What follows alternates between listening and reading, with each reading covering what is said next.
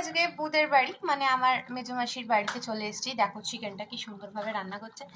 চলো দেখি আর কি কি কাজ করছে। কি করছো এটা? এই পেঁয়াজ কাটছি। পেঁয়াজ কাটছো? এটা রায়তার জন্য।